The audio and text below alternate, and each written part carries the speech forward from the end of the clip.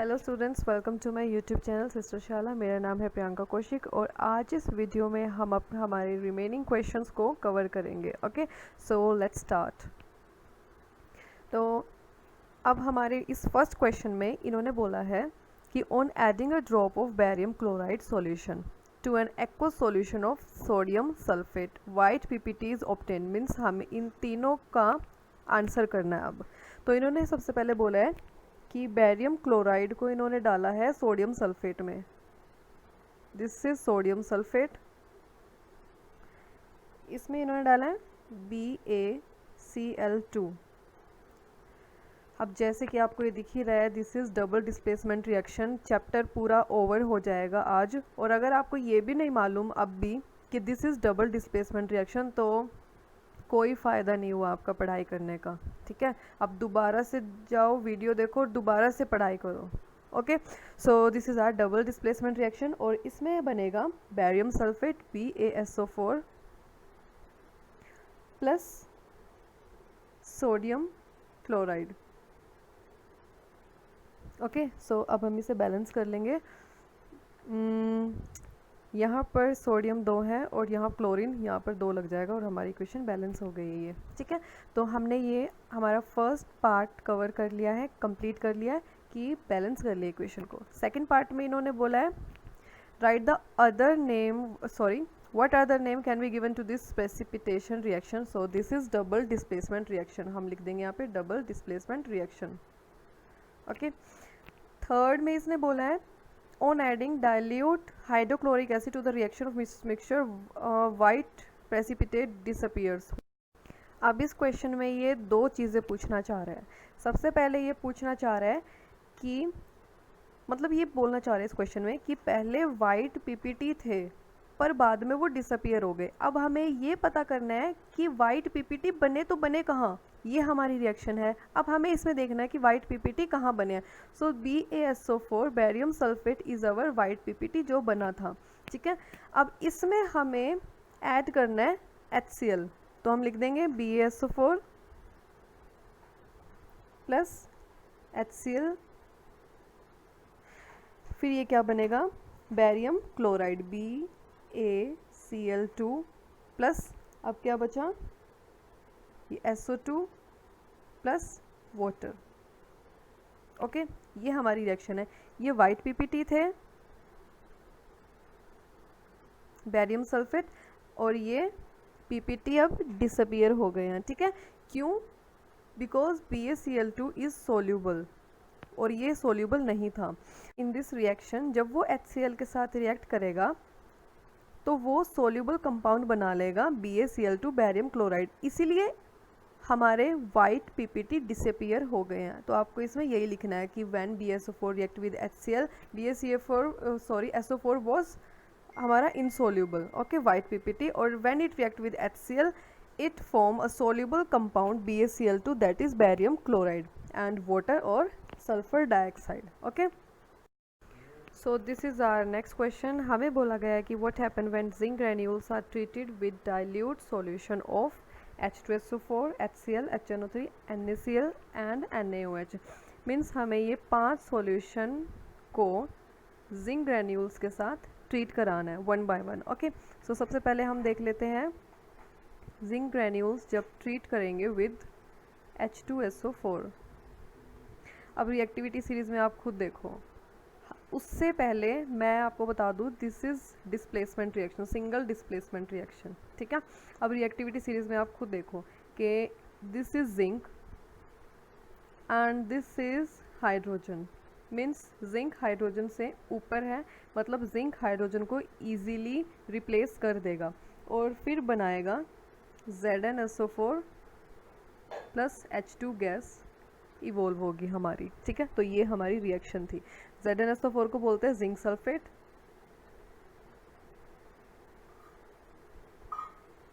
Okay. अब हम इसे ट्रीट कराएंगे विद HCl।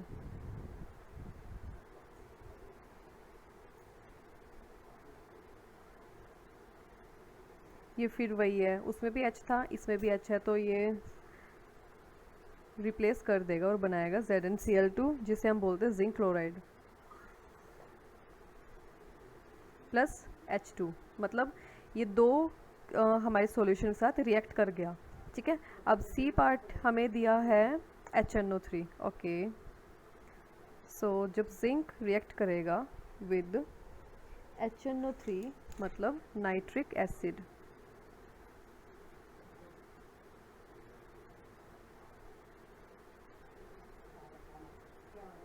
ओके, सो इसमें भी हाइड्रोजन है तो ये इजीली रिमूव कर देगा इसे। ठीक है, और मैं आपको एक चीज़ और बता दूं, जो HNO3 होता है nitric acid, this is oxidising agent.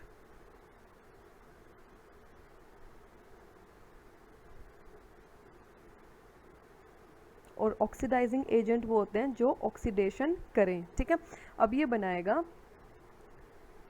ZnNO3 जिसे हम बोल रहे हैं जिंक नाइट्रेट, प्लस NH4NO3, इसे हम बोलते हैं अमोनियम नाइट्रेट।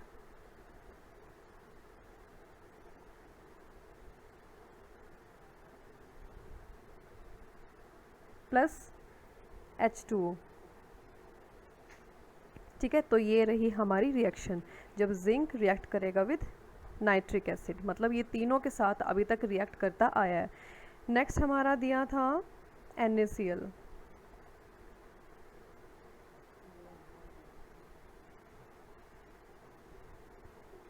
तो आई होप आपको रिएक्टिविटी सीरीज़ याद हो गई होगी। अगर आपको याद हो गई होगी तो आप ये देखेंगे कि सोडियम जिंक से ज़्यादा रिएक्टिव है, तो इसमें कोई डिस्प्लेसमेंट नहीं होगी, कोई रिप्लेसमेंट नहीं होगा, नो रिएक्शन, क्योंकि सोडियम हमारे जिंक से ज़्यादा रिएक्टिव है। आप खुद ही देख लीजिए, ये रहा सोडियम और ये रहा जिंक, सोडियम जिंक से ज़्यादा रिएक्टिव है, तो कोई रिएक्शन नहीं होगी इस केस में। ओके, ई पार्ट में इसने हमें बोला है विद NaOH। ओके, तो मैं आपको बता दूं, अब ई पार्ट में हमें रिएक्शन करानी है विद NaOH।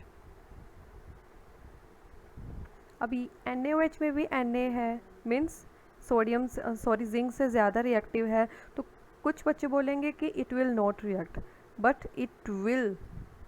ठीक है, ये रिएक्शन होगी। क्यों? क्योंकि Zn is a amphoteric compound. मैं लिख देती हूँ,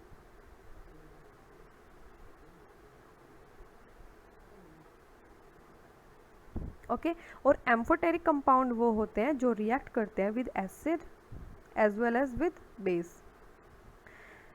सो NaOH इज आवर बेस, और इसकी जगह अगर कोई एसिड भी होता तो Zn रिएक्ट करता, but in above case NaCl was our salt, neither acid nor base, but NaOH is basic, तो अपनी प्रॉपर्टी के हिसाब से ये रिएक्ट करेगा और बनाएगा, मैं यहाँ लिख देती हूँ नीचे,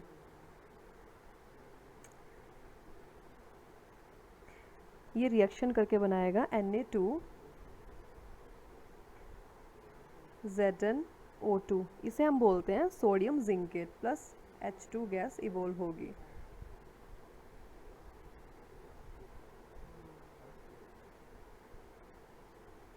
okay, and this is very important question कि जिंक रिएक्ट करता है NaOH के साथ, जबकि सोडियम हाईली रिएक्टिव है जिंक से। तो आप इसमें यही लिखना कि कुछ मेटल ऐसे होते हैं जो रिएक्ट नहीं करते विद बेस, बट Zn उनमें से नहीं है। Zn इज़ एम्फोटेरिक कंपाउंड जो कि रिएक्ट करेगा with acid as well as with base. So NaOH is base, तो ये इसके साथ रिएक्ट करेगा और बनाएगा सोडियम जिंकेट और H2 गैस इवोल्व होगी। ठीक है, तो हमने अपने पांचों रिएक्शंस कर लिए हैं। अब देखते हैं हमें इसमें क्या पूछा है।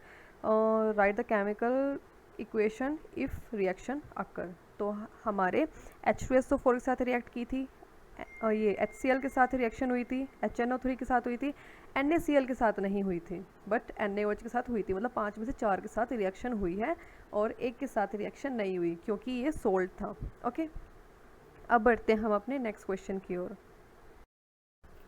इस क्वेश्चन में हमें बोला गया है कि zinc liberate hydrogen gas when reacted with dilute hydrochloric acid whereas copper does not, explain why. तो ये भी हमारा रिएक्टिविटी सीरीज़ के अकॉर्डिंग है क्वेश्चन। तो हम देख लेते हैं, जिंक की अगर हम रिएक्शन कराएं विद HCl, तो अभी हमने जिंक की रिएक्शन कराई थी HCl के साथ लास्ट क्वेश्चन में, ठीक है। तो हमारा बना था ZnCl2 प्लस H2। और ये रिएक्शन क्यों हुई थी? क्योंकि this is our zinc and this is our hydrogen. Zinc hydrogen से ज़्यादा रिएक्टिव है, तो ये इसे हटा देगा and this is example of displacement reaction.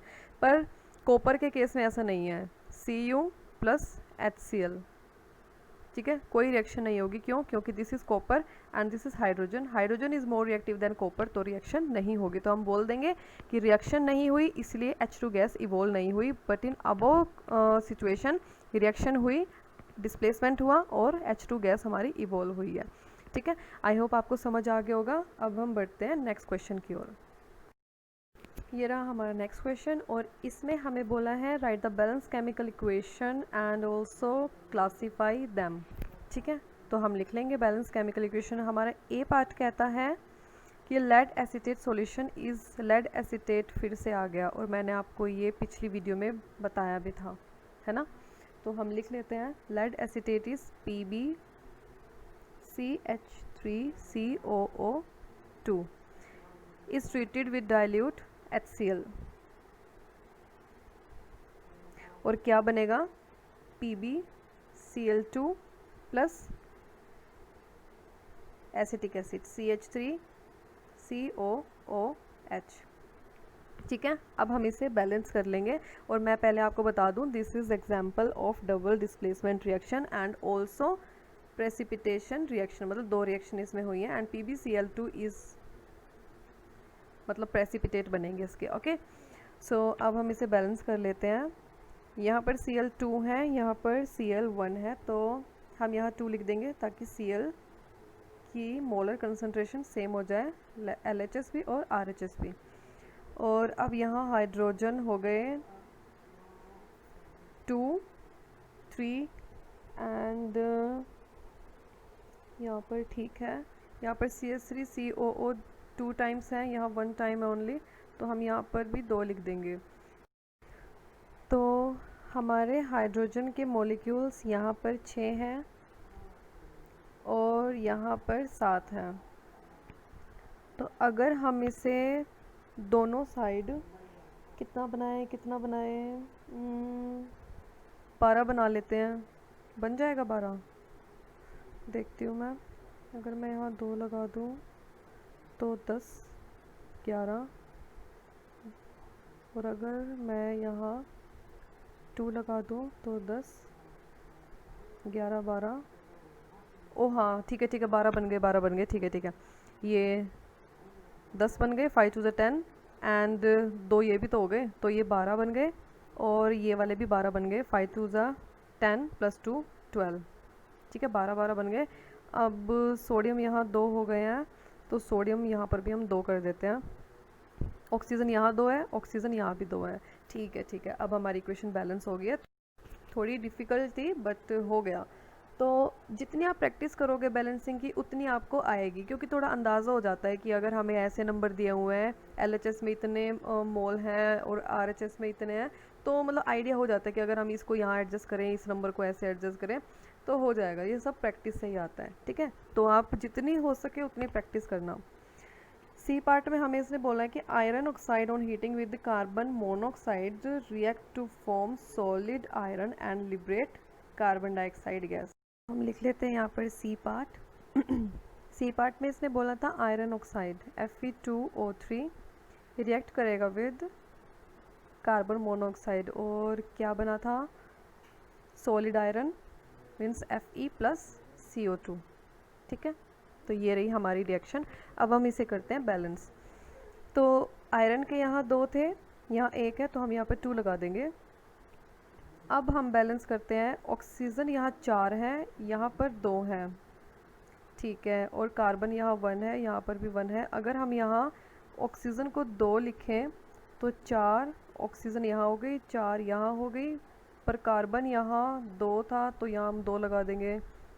अब यहाँ 5 ऑक्सीजन हो गया, तो मतलब हमें ये नहीं करना है, 2 तो यहाँ बिल्कुल नहीं लगेगा। अब हमें ऐसा नंबर हम 3 लिख कर देख लेते हैं। अब यहाँ ऑक्सीजन 6 हो गई है और यहाँ पर भी हम 6 कर लेते हैं, 3 and 3, और कार्बन हाँ बिल्कुल ठीक हो गया। अब यहाँ पर 3 कार्बन हो गए, यहाँ 3 ऑक्सीजन, यहाँ पर 6, यहाँ पर भी 6। अब हमारी इक्वेशन बैलेंस हो गई है।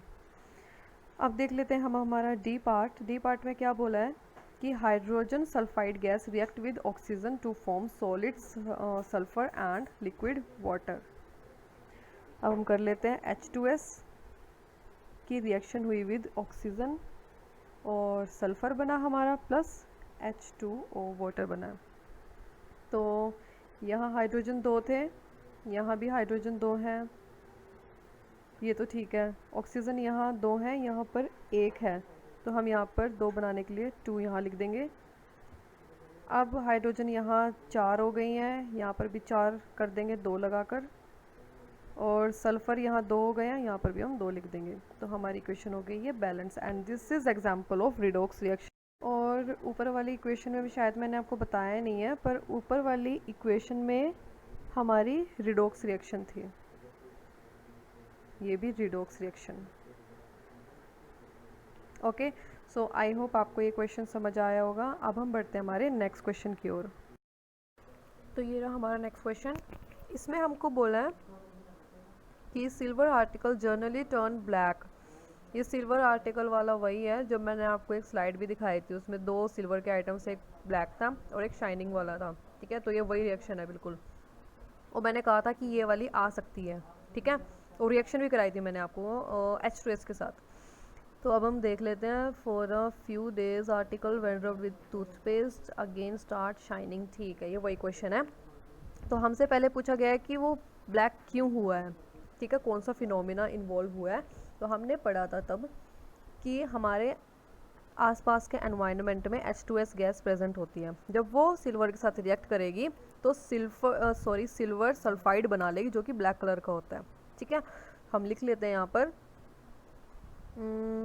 अच्छा, ए में तो यही पूछा है ना, रीज़न ही पूछा है, तो आप यही लिखना कि silver article turn black when kept in air because silver article react with sulphur compound that is H2S और this is hydrogen sulphide, okay. और ये एयर में प्रेजेंट रहता है। The phenomena is called corrosion, silver का corrosion हो गया है, ठीक है। And for silver it is called tarnishing of silver. मैं लिख देती हूँ,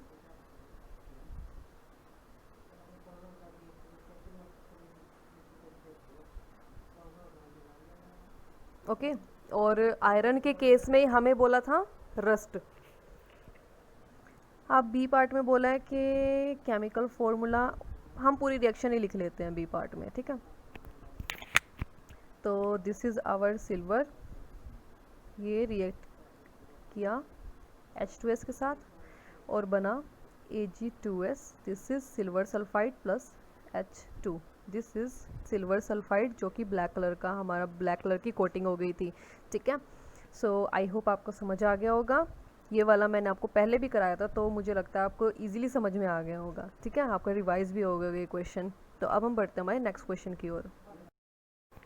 ये रहा हमारा नेक्स्ट क्वेश्चन, और इसमें हमें कहा गया what happen when a piece of a part zinc metal is added to copper sulphate solution. तो हम ऐड करके देख लेते हैं कि क्या होगा, ठीक है। और CuSO4 का कलर एकदम एग्जैक्टली वैसा होता है जैसा मेरा पेन है, ठीक है। तो आई होप आपको रिएक्टिविटी सीरीज़ याद हो गई होगी। तो मैं आपको बता दूं, जिंक कॉपर से ऊपर रहता है, मतलब ये ज़्यादा रिएक्टिव है कॉपर से, और ये अपना कंपाउंड बना लेगा zinc sulphate ZnSO4 and this is colourless, okay, and Cu, okay. This is displacement reaction, हमने ए पार्ट कर लिया। बी पार्ट में इसने हमसे पूछा है कि aluminium metal is added to dilute HCl, ठीक है। तो Al को अगर हम रिएक्ट कराएंगे विद HCl तो बनेगा AlCl3 प्लस H2, ओके। हमने बी पार्ट भी कर लिया है, सी पार्ट में इसने हमें कहा है silver metal is added to, means Ag को अगर हम रिएक्ट कराएं विद कॉपर सल्फेट CuSO4 तो क्या रिएक्शन होगी, ठीक है। तो हम बोलेंगे कि इसमें कोई रिएक्शन नहीं होगी, क्योंकि मैं आपको शायद ये 3rd या 4th टाइम बता रही हूँ कि AgAuPt तो आप बिल्कुल याद रख लो, क्योंकि ये बिल्कुल बॉटम में पाए जाते हैं, कॉपर इससे ऊपर होता है। तो being highly reactive than silver, ये सिल्वर इसको कॉपर को मतलब रिप्लेस नहीं कर पाएगा, तो कोई रिएक्शन नहीं होगी, ठीक है। तो हम इसमें लिखेंगे नो रिएक्शन। अब इसमें ये बोला है कि राइट द बैलेंस, तो हमें इससे बैलेंस भी कर लेना है, ठीक है। तो पहले वाले में तो ZnSO4 बैलेंस है पहले वाला। तो दूसरा हम देख लेते हैं। हाइड्रोजन यहाँ 2 हैं, तो नहीं, पहले हम क्लोरीन देख लेते हैं। क्लोरीन अगर हम यहाँ 3 लिख लें, वैसे किया हुआ है हमने, तो हाइड्रोजन यहाँ 2, यहाँ पर 3, हम 6 लिख लेते हैं, ठीक है। और यहाँ क्लोरीन को 6 बनाने के लिए यहाँ 2 लिखना पड़ेगा, और हाइड्रोजन यहाँ 6 हैं, यहाँ पर 2 है, तो हम यहाँ 3 लगा लेंगे ताकि 6 हो जाए। एलुमिनियम 2, बैलेंस हो गई है, ठीक है। अब तीसरी वाली बैलेंस कर लेते हैं, इसमें तो कोई होगी नहीं रिएक्शन, तो ये बैलेंस का कोई काम ही नहीं है, ठीक है। आई होप आपको समझ आ गया होगा। अब करते हैं हमारा नेक्स्ट क्वेश्चन। तो ये रहा हमारा नेक्स्ट क्वेश्चन, और हमें बोला गया है why do we store silver chloride in dark coloured bottles, ठीक है। ये वाली आपकी एक एक्टिविटी भी है NCERT में, और मैंने आपको ये कराया भी है जब AgCl और AgBr मैंने दोनों कराया था, ठीक है। दिस इज़ फोटोलिसिस, ठीक है, फोटोकेमिकल रिएक्शन। इसमें क्या था, अगर हम इसको डार्क कलर्ड बोतल में नहीं रखेंगे तो AgCl सनलाइट की प्रेजेंस में ब्रेक हो जाएगा इनटू Ag+Cl2, ओके।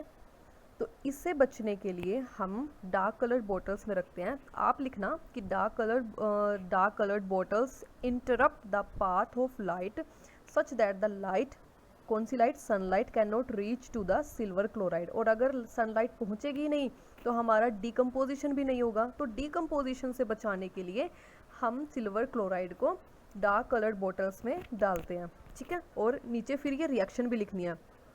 जब आपसे कोई क्वेश्चन पूछा जाए, स्पेशली इन केमिस्ट्री, आप रिएक्शन ज़रूर लिखा करो, ठीक है, क्योंकि उससे आपका आंसर बहुत अट्रैक्टिव लगेगा, ओके। और मार्क्स के चांसेस भी फिर ज़्यादा ही रहते हैं, ठीक है। जैसे कि यहाँ पर वाई वाला क्वेश्चन कौन सा होता है, बिकॉज वाला, तो आप रिएक्शन करके भी दिखाएंगे कि ऐसे हम बचा सकते हैं, मीन्स ओके, हमारे सिल्वर क्लोराइड को।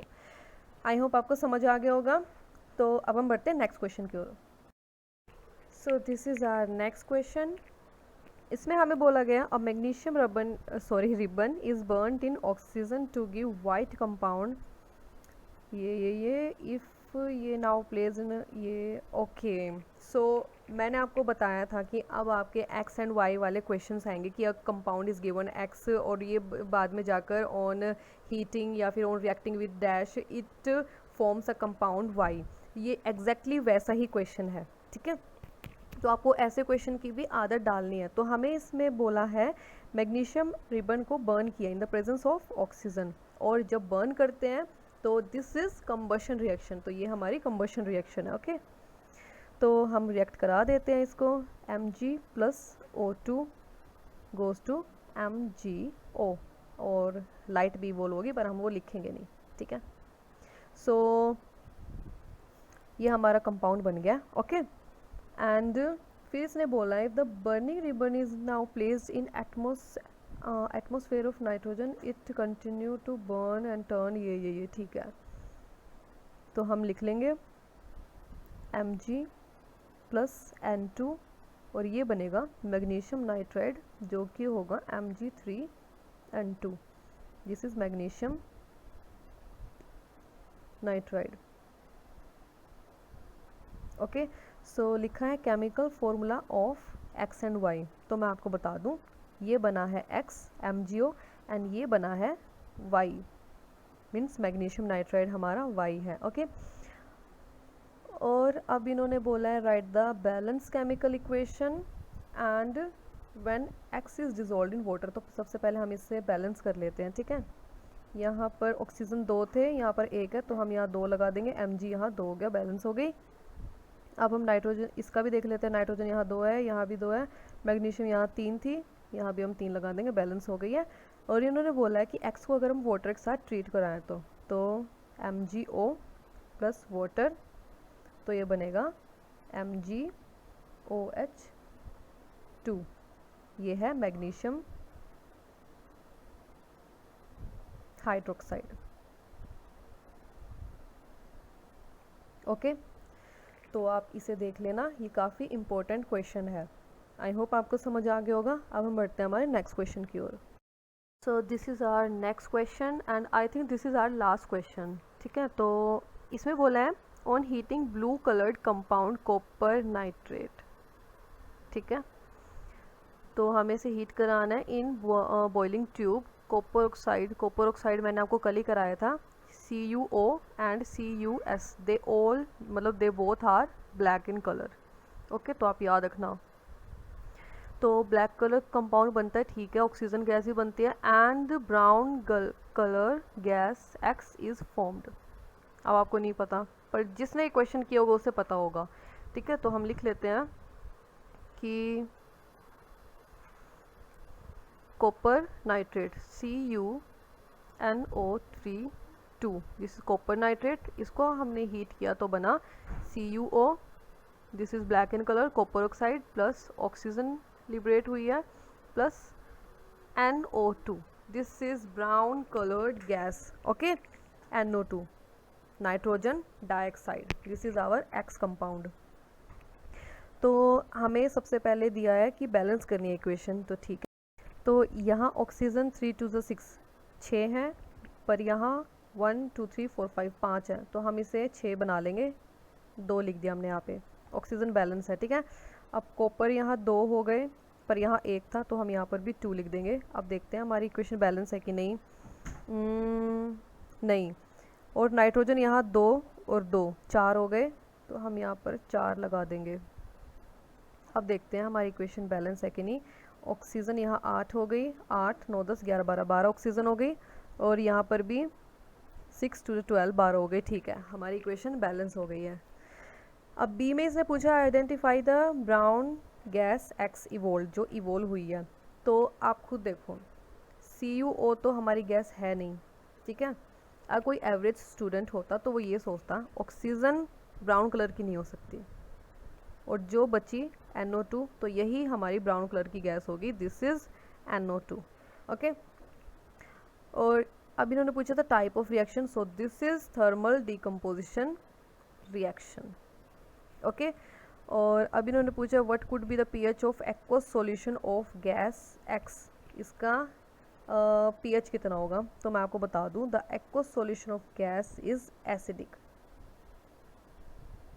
एसिडिक होगा इसका एक्वस सॉल्यूशन, ओके, क्योंकि it is an oxide of non metal, non metal का ऑक्साइड है, सो इसकी रेंज रहेगी 1 to 7, मतलब pH इसका रहेगा 1 to 7, ओके। सो ये हमारा क्वेश्चन बनता है लार्ज आंसर टाइप क्वेश्चंस में, ठीक है। तो आप इसे याद रखना। आई होप आपको समझ आ गई होगी ये सारी रिएक्शंस, और मैंने आपको ये भी बोला था कि ऐसे ऐसे क्वेश्चन बन के आएंगे, तो यही है वे क्वेश्चंस। हमने ऑलमोस्ट हमारे सारे इंपॉर्टेंट क्वेश्चंस कर लिए हैं। मैं और भी देख लूँगी, अगर मुझे और मिलते हैं तो मैं वो आपकी PDF में डाल दूँगी, ठीक है। So our chapter is over. अब हम नेक्स्ट स्टार्ट करेंगे हमारा फिज़िक्स का chapter electricity, okay. So thanks for watching, stay tuned and Radhe Radhe.